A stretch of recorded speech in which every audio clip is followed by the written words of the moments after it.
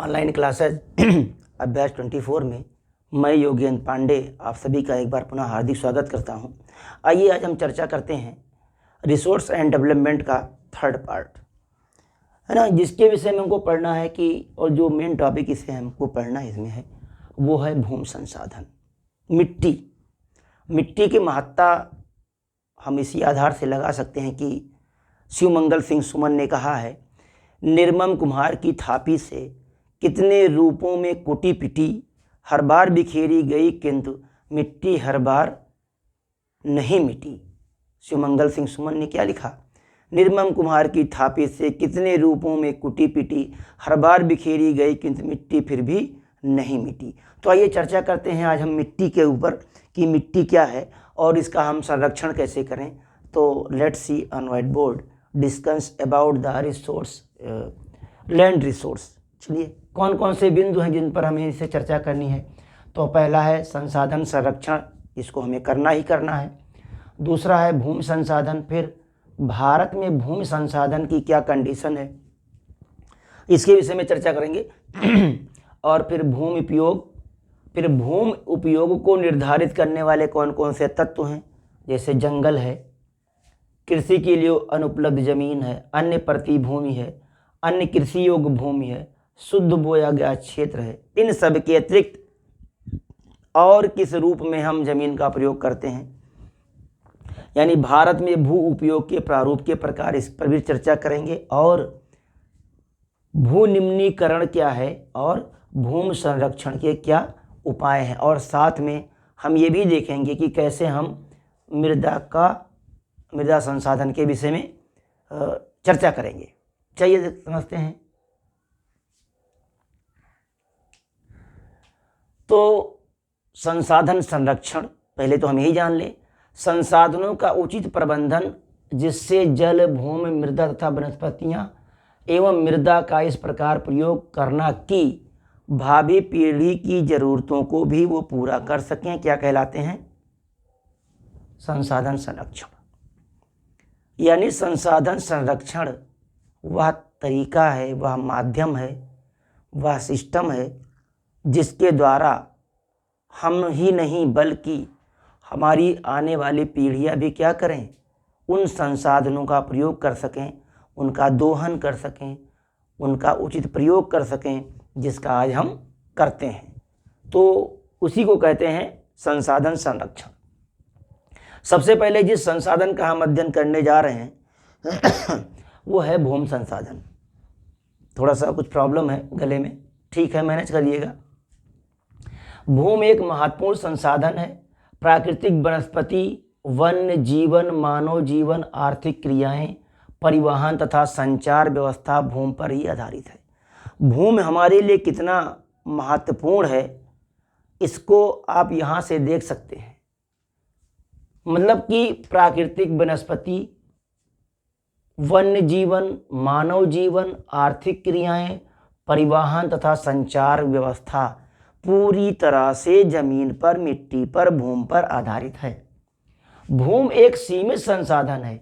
इसका उपयोग सावधानी और योजनाबद्ध तरीके से ही करना चाहिए, है ना।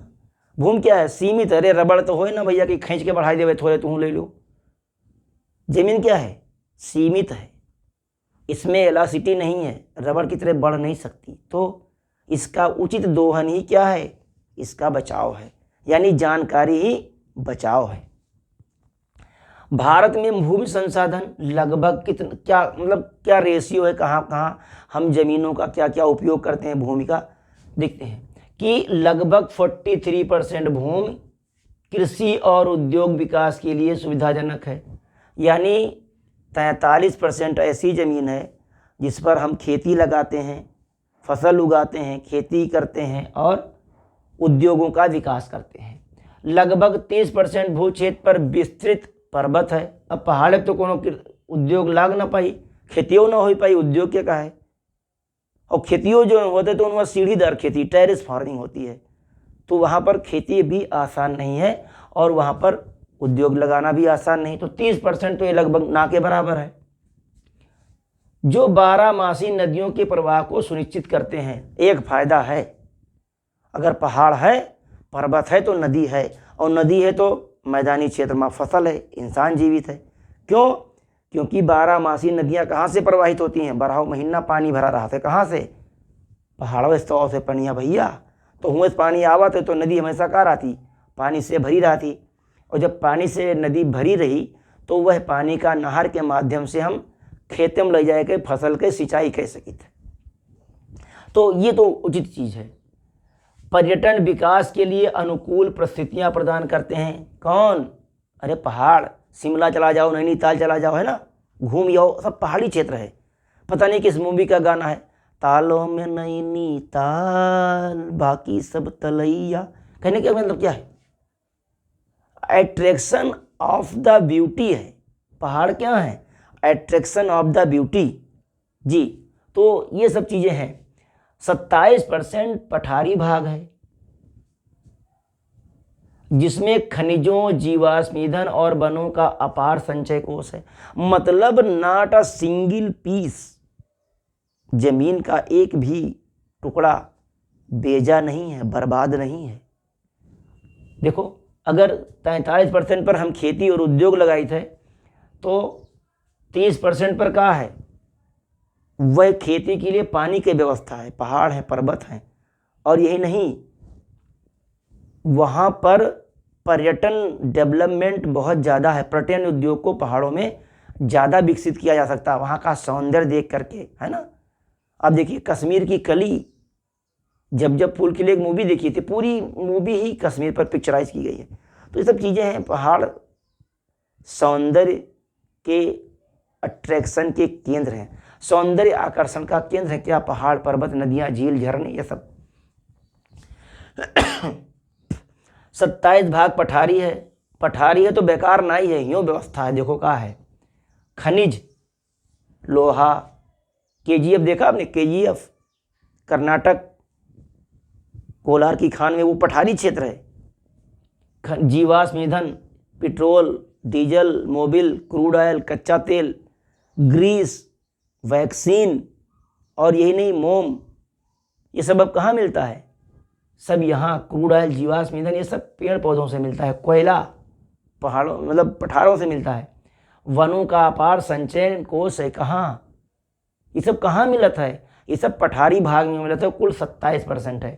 तो कुल मिलाकर 100% का डिवाइडेशन ही होगा कि 43% पर कृषि योग्य भूमि, 30% पर विस्तृत पर्वत है। ऐसे याद करो सीधा सीधा।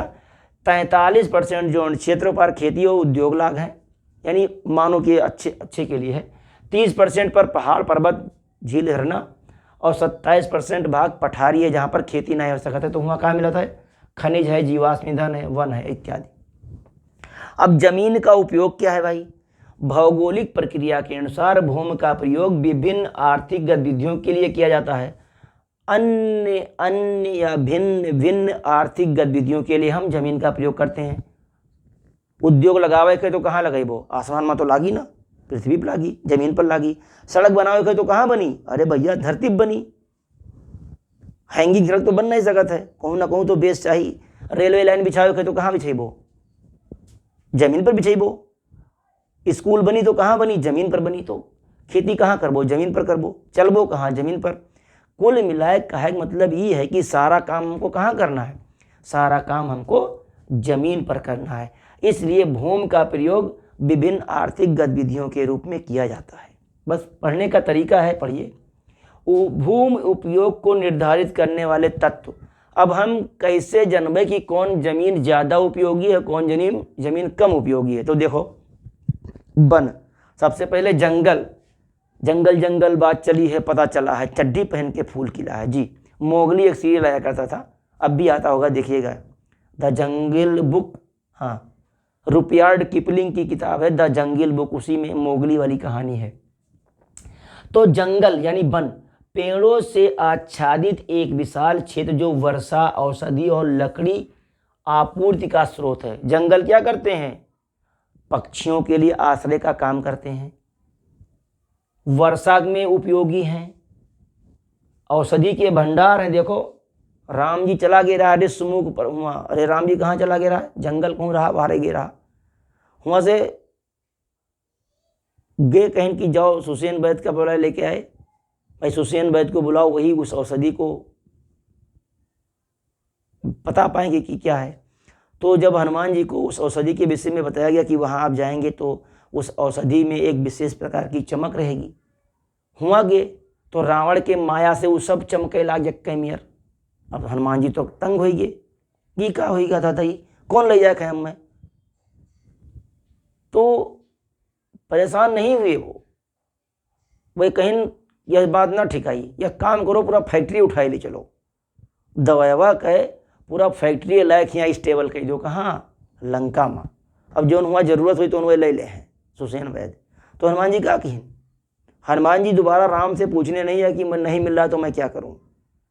भाई टेलीफोन का भी ज़माना नहीं था, फेसबुक व्हाट्सएप भी नहीं था, तो हनुमान जी मोबाइल से बता देते कि राम जी यहाँ तो हम पहचान नहीं पाए, सुसेन वैद्य से बात करो, कौन मेरे पहचानी। तो हनुमान जी ने क्या किया, कहा कुछ नहीं, पूरा पहाड़ में उठा ले चलो, वो एक टेबलेट लावे कहीं नहीं तो हम पूरा फैक्ट्री उठा ले चल भाई, पूरा मेडिकल स्टोर उठा ले हनुमान जी। तो औषधि के भंडार है कौन, जंगल। लकड़ियों की आपूर्ति कहाँ से होती है, जंगल से। तो ये सब सबसे महत्वपूर्ण स्रोत हैं वन। दूसरा है कृषि के लिए अनुपलब्ध भूमि। कुछ जमीन ये अमीर होती, बंजर होती, जैसे कुछ लड़के ये अमीर होते हैं चाहे जितना वन नहीं पढ़ा हुआ गधा गधाए रह जाते हैं, है ना। तो वैसे जमीनियों बंजर होती, लेकिन उस बंजर जमीन को भी वर्तमान समय में खाद और दवाओं के माध्यम से क्या किया जाता है, उपजाऊ बनाने का प्रयास किया जाता है। तो जो गधे बच्चे हैं या जो ऐसे बच्चे हैं जिनका दिमाग मोटा है वो परेशान ना हो, उनके लिए भी व्यवस्था है।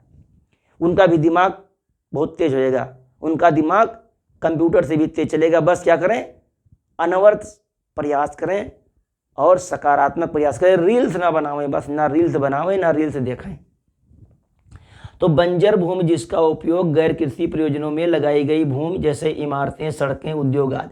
अब बंजर भूमि का क्या उपयोग है, जैसे मान लो कहीं किसी क्षेत्र में बहुत 10-25 100-200 एकड़ भी गए बंजर भूमि पड़ी है, तो सरकार क्या करेगी, कोई फसल होने वाली नहीं है, तो ले जाई हुआ उद्योग लगाए दी, सड़क उद्योग लगाए दी। अब उद्योग लगाए दी तो उद्योग लगेगा तो क्या हो जाएगा, लोग वहाँ काम करने लगेंगे, लोग घर बना लेंगे, भाई फैक्ट्री लग गई तो लोग घर बना लेंगे, वहाँ पर रहने लगेंगे।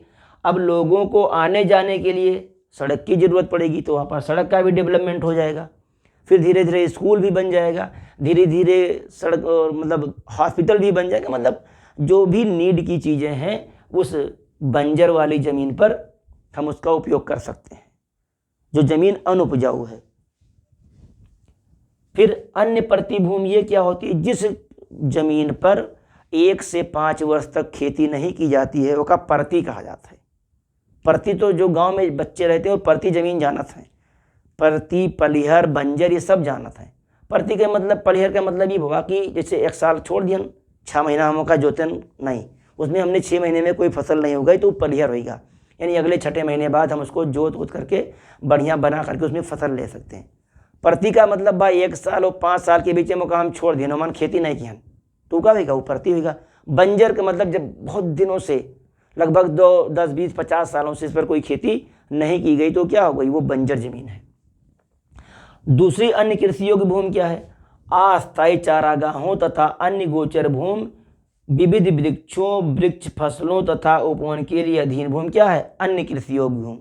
अन्य कृषि योग्य भूमि अपने भाषा में समझो, जैसे गांव में रहा तो गांव में कहूँ लोगों से सुनत होबो कि ग्राम सभा के जमीन पर, ये ग्राम समाज पर है, चारागाह पर है, गोचर भूमि पर है। ओके, मतलब क्या भा, अन्य कृषि योग्य भूमि है जिसमें वृक्षारोपण सरकार करा सकती है या अन्य कोई फसलों वाले पौधों को लगा सकती है ना, उसके अधीन उपवन का निर्माण कर सकती है, जंग पेड़ पौधों को लगा सकती है, तो वो अन्य कृषि भूमि में आते हैं, जो क्या होते हैं, अस्थायी चारागाह होते हैं। सरकार चाहे तो का चारागाह छोड़े रहा है, नहीं तो कोनो बात नहीं है।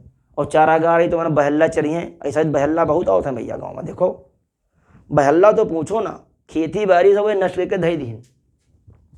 अब शुद्ध बोया गया क्षेत्र क्या है, मतलब उस क्षेत्र में जो वास्तविक कृषि होती है वही शुद्ध बोया गया क्षेत्र है। एक कृषि वर्ष में मतलब रबी, खरीफ, जायद तीनों वर्षों को मिलाकर के कृषि वर्ष कहते हैं। एक कृषि वर्ष में एक बार से अधिक बोए गए क्षेत्र को, जैसे रबी बोयो, रबी के बाद खरीफ की फसल लगाओ, खरीफ के बाद ज़ैद की फसल लगाओ, तो क्या हुआ, एक से अधिक बार बोए गए क्षेत्र को शुद्ध बोया गया क्षेत्र कहते हैं।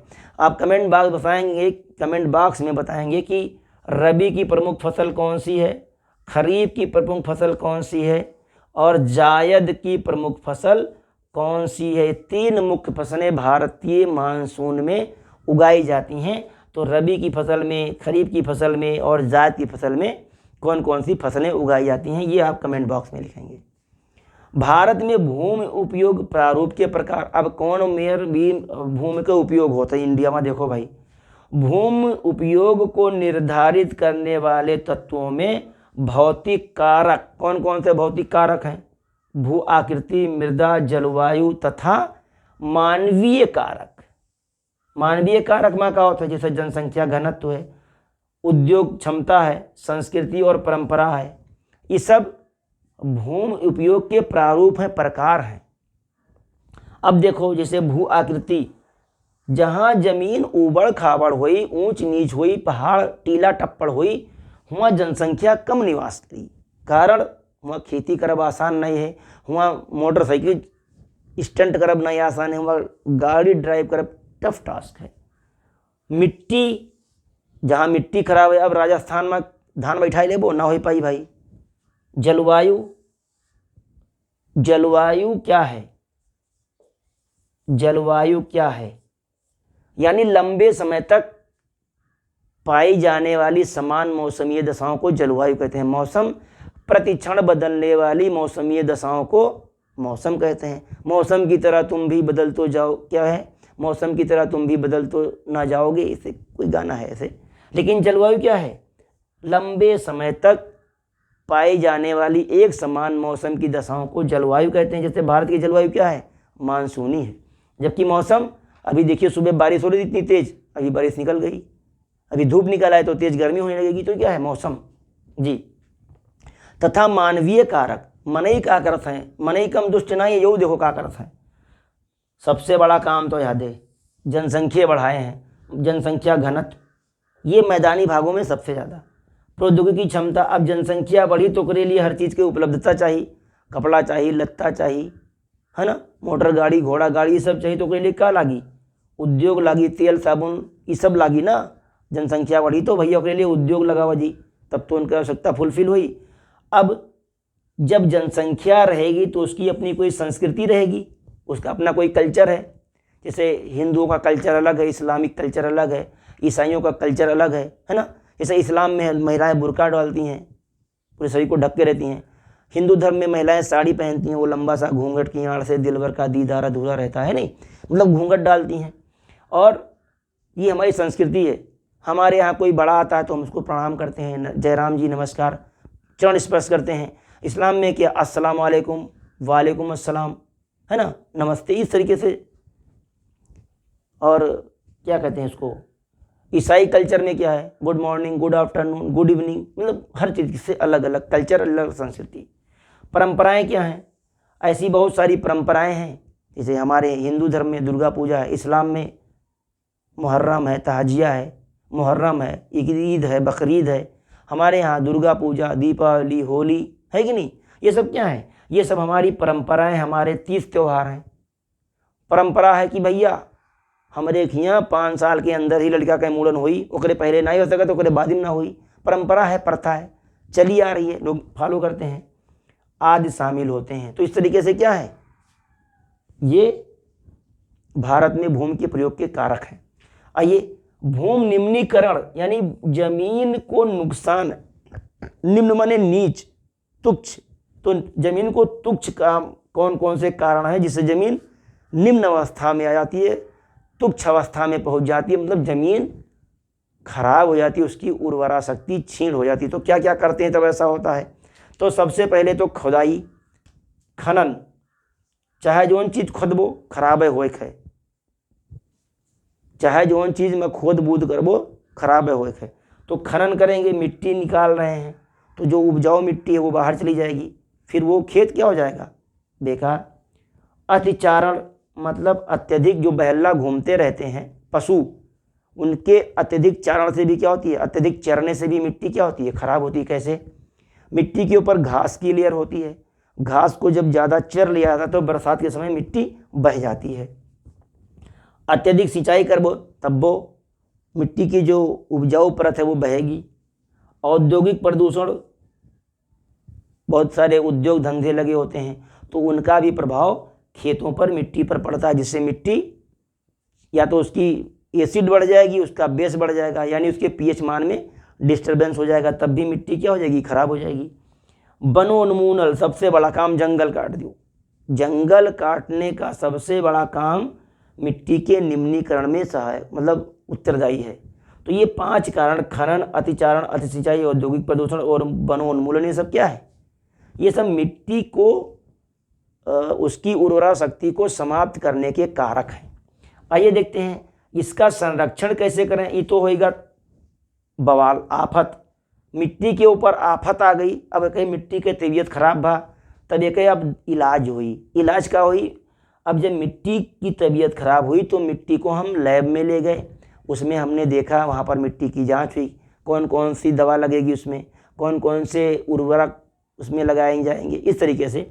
अब यहाँ हम आएंगे, अब जब मिट्टी की तबीयत खराब हुई तब हम कहें अब हमें सुरक्षक जरूरत है, क्या करी, 2 गज की दूरी, मास्क है जरूरी। जैसे कोरोना फैला रहा तो लोग क्या करते रहे, पहले तो बड़ा हीरो बने कि अरे हमें कोरोना कुछ न कह पाई, लेकिन जब जब होएगा कोरोना तब संरक्षण के लिए परेशान भे, यानी 2 गज की जरूरी, मास्क है जरूरी। इसका मतलब क्या हुआ, अब जब मिट्टी हमारी प्रदूषित हो चुकी है, उसकी तबीयत खराब हो चुकी है, तो हम क्या करेंगे, अब हम करेंगे ये कि इसकी सुरक्षा करेंगे, इसके जीवन को आगे बढ़ाएंगे, इसके सांसों को आगे बढ़ाने का प्रयास करेंगे, यानी उसकी उर्वरा शक्ति को हम इम्प्रूव करने की कोशिश करेंगे। तो हाउ कैन डू इट, इसको हम कैसे कर सकते हैं, तो these are some factors we can do it, let's see. सबसे पहले क्या करें, वृक्ष लगाओ भाई, बंजर धरती करे पुकार, पेड़ लगाकर करो श्रृंगार, है ना, यानी वृक्ष लगाओ। अगर वृक्ष नहीं लगाओगे तो धरती क्या हो जाएगी, बंजर हो जाएगी। तो बंजर धरती करे पुकार, पेड़ लगाकर करो श्रृंगार, तो भैया धरती का श्रृंगार करो, है ना। उसके बाद जो बहल्ला पशु हैं वो पर नियंत्रण करो, पशु चारण पर रोक लगाओ, रक्षक मेखला लगाओ। ये क्या हुए, पेड़े खेती के मेढ़े के किनारे किनारे पेड़ बैठाओ, झाड़ी बैठाओ, जिससे हवा चले तो खेते के मिट्टी उड़ के न जा पावे। तो ये कहा है रक्षक मेखला, जैसे ही खेत है ऐसे ही मान लो कहाँ बनाई दी हो, या नहीं, यहाँ देखो, यहाँ देख लेते हैं। जैसे ये कोई खेत है, चक है कोई खेत, ठीक, अब ये चक के किनारे पेड़ लगा दो या झाड़ लगा दो, है ना, तो इससे क्या होगा, जो झाड़ लगी होगी, गझिन लगावे है, जो झाड़ लगी होगी तो चाहे पुरवाई चलेगी चाहे पछिया, चारों तरफ से लगा दियो, तो इससे क्या हुई, एक तो ये बहल्लन से फुर्सत पाई है, यानी पशु किस खेत में झाड़ लगा है तो अंदर नहीं जाएंगे, झाड़ी लगा है, और दूसरे यह खेत के मिट्टी जितना जुताई करे के बाद उड़ी नहीं सकत है, बहेगी नहीं, तो फिर क्या होगा, मिट्टी स्वस्थ होगी धीरे धीरे। खनन पर रोक लगाओ भैया, माटी ना खोदो ज़्यादा, है ना। देखिए सरकार खनन माफियाओं पर कितना बड़ा नकेल कस रही है, तो खनन पर नियंत्रण लगाओ। औद्योगिक जल का परिष्करण करो, जोन उद्योग लगाए दियो है खेत के किनारे, वहाँ जोन जल हम छोड़ी थे का प्यूरीफाई करो भाई, वो कई जल प्यूरीफाई परिष्कृत कह तब जल का फिर छोड़ो बहरे जाए। तो ये तरीके से मिलाए कि जोन भूमि के निम्नीकरण है वो कौन तरीका सोच सकते हैं, भूमि खराब कैसे होती है, मिट्टी खराब कैसे होती है, खनन, अतिचारण, अतिसिंचाई, औद्योगिक प्रदूषण और वनोन्मूलन। अब मिट्टी का हम स्वास्थ्य कैसे प्रदान कर सकते हैं, मिट्टी को स्वस्थ कैसे रख सकते हैं, वृक्षारोपण, ये वृक्षारोपण हो या वनारोपण लिख लो, सही दोनों, वनारोपण, जंगल लगाओ ज़्यादा, पशु न चरे पाओ या पार रोक लगाओ। रक्षक मेखला, पेड़ लगाओ, जंगल खेत के चारों ओर पेड़ लगाओ, पौधा लगाओ, झाड़ी लगाओ, बाढ़ जगह कहता है, घास फूस की झाड़ लगाओ, मैंने झाड़ी लगाए दो खनन पर नियंत्रण, खुदाई कम करो खेतों के किनारे, या कहूँ भी मिट्टी की खुदाई कम कीजिए, और औद्योगिक जल भराव, औद्योगिक जल का क्या करें, परिष्कृत करने के बाद ही उसको खेतों में डालें या फिर नदी नालों में पानी को डालें। अब मृदा संसाधन क्या है भाई? मृदा अतः हम कह सकते हैं ये जो मृदा संसाधन है, अंततः हम इस तथ्य पर पहुंचते हैं कि जो मृदा संसाधन है वह एक महत्वपूर्ण प्राकृतिक संसाधन है, जिसमें क्या शामिल है, मिट्टी में ही खेती होती है, मिट्टी कई जीवों का प्राकृतिक आवास है, मानवीय क्रियाकलाप का महत्वपूर्ण आधार है। क्या? मिट्टी, है ना। तो जब मिट्टी में ही पैदा हुए हैं, मिट्टी में ही मिल जाना है, तो फिर क्यों ही ना करें मिट्टी की सुरक्षा, है ना। तेरे मिट्टी में मिल जावा गुल बल के मैं खिल जावा, बस इतनी सी है आरजू। तो जब इतनी आरजू है कि मिट्टी में ही जीना है, मिट्टी में ही मरना है, तो भैया ये काम हम क्यों करें? इसी काम को ना करें, मिट्टी को सुरक्षा ना प्रदान करें, संरक्षण ना प्रदान करें। तो मेरे हिसाब से आज का ये टॉपिक आपको अच्छे से समझ में आया होगा, और आज के लिए बस इतना ही। बने रहिए, मुलाकात करेंगे आपसे फिर अगले चैप्टर के साथ, नए सोच, नई विचारधारा के साथ। एक बार पुनः आप सभी का बहुत बहुत धन्यवाद।